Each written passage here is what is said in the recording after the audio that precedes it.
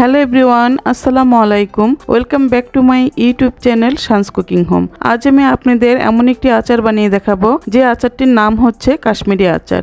এই আচারটা একবার যদি খান তাহলে বারবারই খেতে মন চাবে। তাহলে চলুন কাশ্মীরি আচারটি কিভাবে বানাই তা দেখিয়ে দিই। কাশ্মীরি আচার বানানোর জন্য এখানে আমি 1.5 কেজি আম নিয়েছি।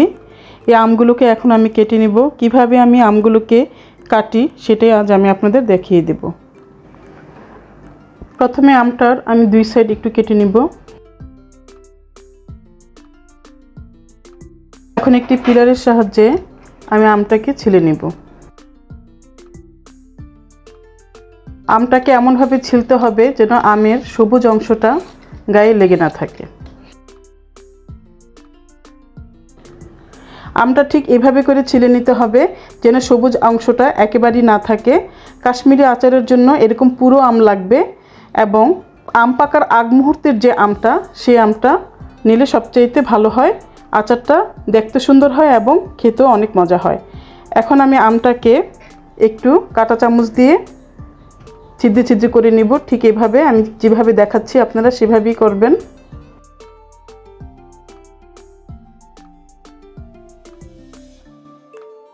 আস্ত আমটাকে এইভাবে করে নিলে সুবিধা হয়, তারপরে কেটে নিলে।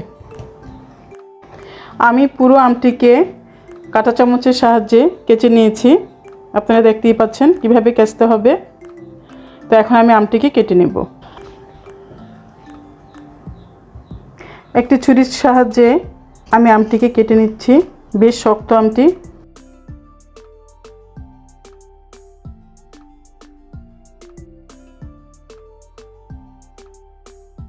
আমটি কেটে আমি ভিতরের যে আটিটা আছে এটা ফেলে দিব। এখন আমটি আমি লম্বা শেপ দিয়ে কেটে নিব। একটু মোটা মোটা করে কাটতে হবে।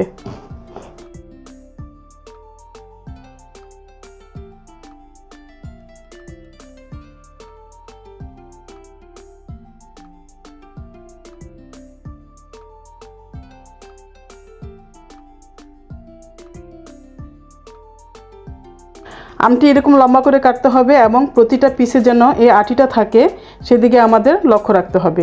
এভাবে করে আমি প্রত্যেকটা আম কেটে নিব। আমি আমগুলোকে ঠিক এভাবে কেটে নিয়েছি। এখন আমি আমগুলোকে চুনের পানি দিয়ে ভিজিয়ে রাখব। সেই প্রসেসটিও আমি দেখিয়ে দিচ্ছি। এখানে আমি পর্যাপ্ত পরিমাণ পানি নিয়ে নিয়েছি। তারপর এখানে আছে 200 গ্রাম চুন। এই চুনগুলোকে আমি পানির সাথে এখন মিক্সড করে দিব। এটা হচ্ছে পান খাওয়ার চুন। আপনারা যে কোনো বাজারে এটা কিনতে পাবেন।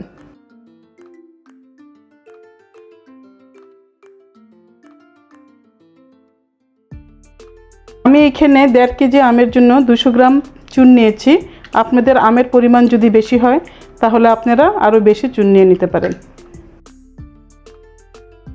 এখন এই চুনের পানিতে আমি আমগুলোকে ভিজিয়ে রাখব।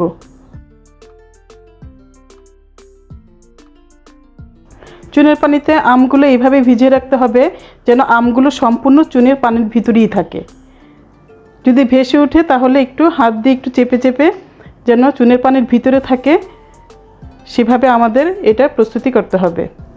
এভাবে আমগুলোকে চুনের পানির ভিতরে 4 থেকে 5 ঘন্টা ভিজিয়ে রাখতে হবে। তারপরে আমরা আচারের বাকি প্রসেসে চলে যাব। আমগুলো চুনে ভিজানোর 5 ঘন্টা পরে আমি ফিরে এসেছি। আপনারা দেখতেই পাচ্ছেন, জানি না ক্যামেরায় কতটুকু বোঝা যাচ্ছে, যে আমের উপরে দেখেন আপনারা কত মোটা হয়ে কষের স্বর বেঁধেছে। এই কষটা একটা চামচের সাহায্যে আমি কষটা উপর থেকে ফেলে দিব।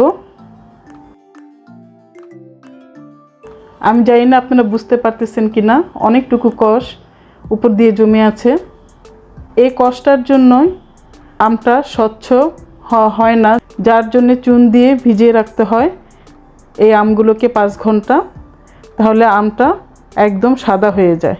তো এখন আমি আমগুলোকে ভালো মতো কচলিয়ে চুনটাকে একদম ফ্রেশ করে ধুয়ে আমি নিয়ে আসব এবং আচারের বাকি প্রসেসে চলে যাব। আমি এখানে একটি বলে একটি টিস্যু পেপার বিছিয়ে নিয়েছি।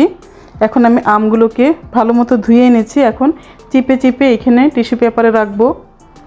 আপনারা দেখতেই পাচ্ছেন আমগুলো কতটা সাদা হয়ে গেছে, আমের সম্পূর্ণ কষগুলো উঠে গেছে।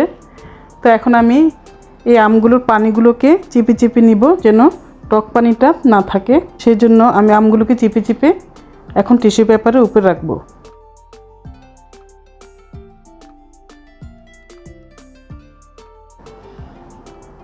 আমগুলোকে আমি এইভাবে করে হাতে মুঠ করে চিপে চিপে আমগুলোকে নিয়েছি।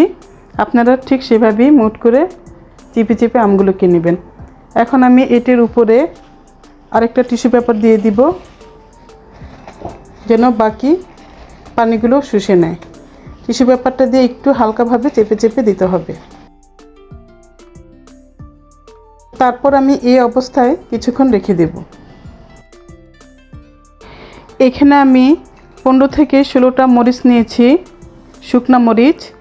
এখন এগুলোকে আমি একটু এভাবে কেটে নেব।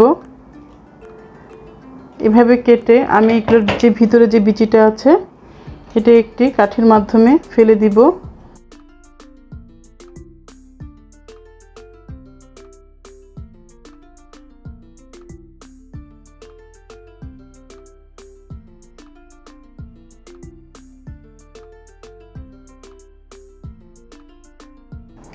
ঠিক এইভাবে আমি প্রত্যেকটা মরিচগুলো কেটে বিচিগুলোকে ফেলে দিব। মরিচগুলোর এখানে বিচিগুলো আমি ফেলে নিয়েছি। এখন আমি মরিচগুলোকে একটি সাইজ করে কাটবো, একটু আড়াআড়িভাবে কেটে নিব।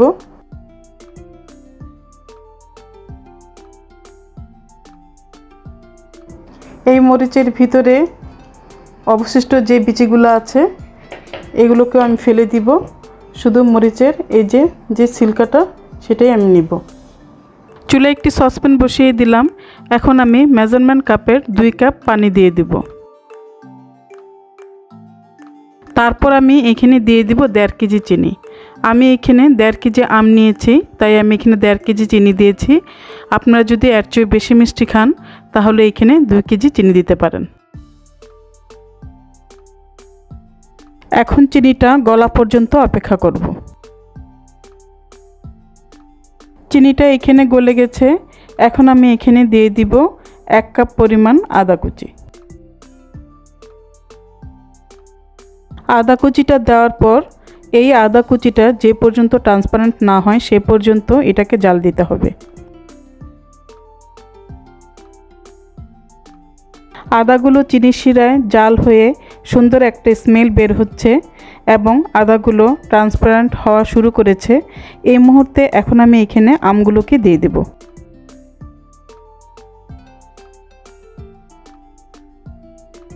আমগুলো দেওয়ার পর চুলার হিটটা হাই লেভেলে থাকতে হবে। তারপর আমগুলোকে একটু নেড়েচেড়ে দিতে হবে। এই মুহূর্তে এখানে আমি 1 কাপ পরিমাণ হোয়াইট ভিনেগার দিয়ে দেব।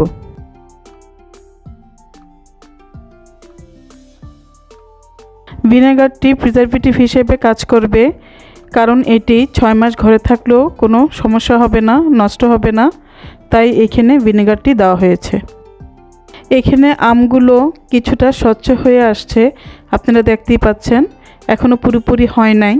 যখন পুরোপুরি স্বচ্ছ হয়ে যাবে তখনই আচারটা তৈরি হয়ে যাবে।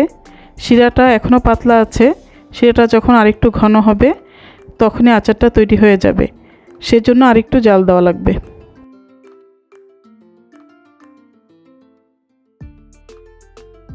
আমগুলো এখানে অনেকটাই স্বচ্ছ হয়ে গেছে, আপনারা দেখতেই পাচ্ছেন কতটা স্বচ্ছ হয়েছে। এই পর্যায়ে আমি এখানে যে মরিচগুলো কেটে রেখেছিলাম সেই মরিচগুলো এখানে দিয়ে দিব।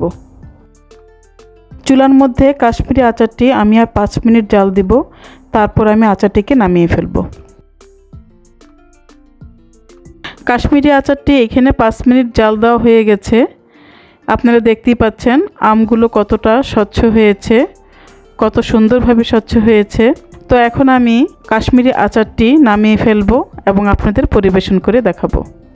আমি কাশ্মীরি আচারটি পরিবেশন করে নিচ্ছি। এই আচারটি অত্যন্ত সুস্বাদু একটি আচার। যদি আপনারা ঘরে না বানান তাহলে বুঝতে পারবেন না যে আচারটা কতটা স্বাদের আচার।